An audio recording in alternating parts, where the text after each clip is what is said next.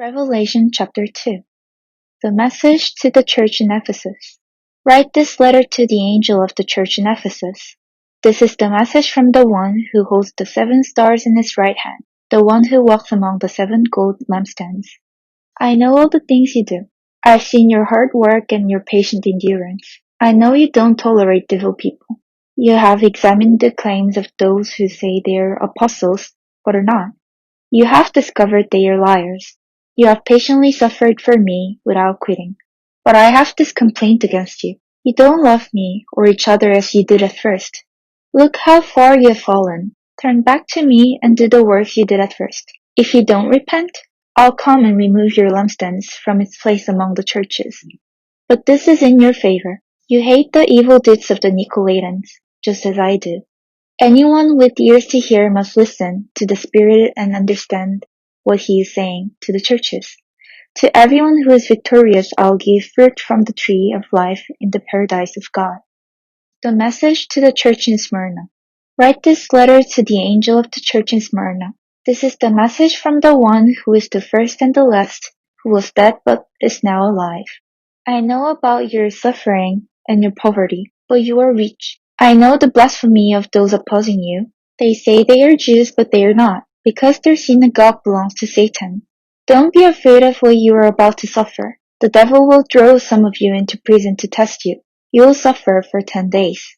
But if you remain faithful even when facing death, I'll give you the crown of life.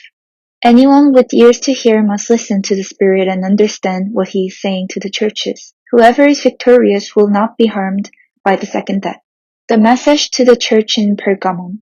Write this letter to the angel of the church in Pergamum. This is the message from the one with the sharp 2-edged sword. I know that you live in the city where Satan has his throne, yet you have remained loyal to me. You refused to deny me, even when Antipas, my faithful witness, was murdered among you, there in Satan's city.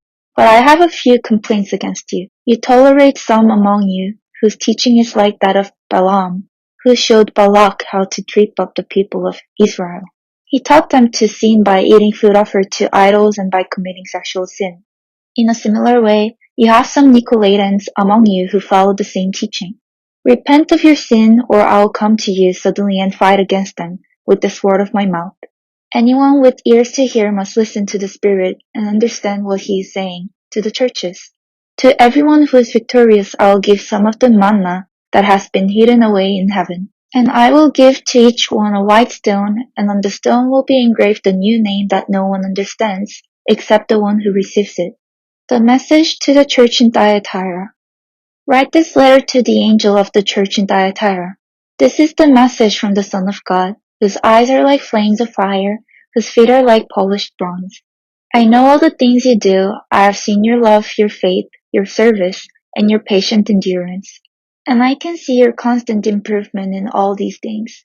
But I have this complaint against you. You are permitting that woman, that Jezebel who calls herself a prophet, to lead my servants astray. She teaches them to commit sexual sin and to eat food offered to idols. I gave her time to repent, but she does not want to turn away from her immorality.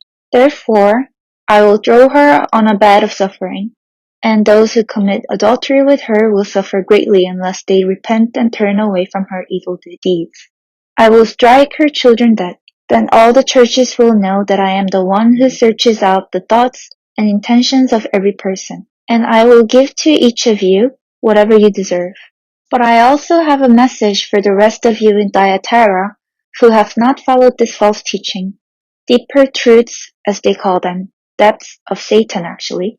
I will ask nothing more of you, except that you hold tightly to what you have until I come. To all who are victorious, who obey me to the very end, to them I will give authority over all the nations. They will rule the nations with an iron rod and smash them like clay pots. They will have the same authority I received from my Father, and I will also give them the morning star. Anyone with ears to hear must listen to the Spirit and understand what he is saying to the churches.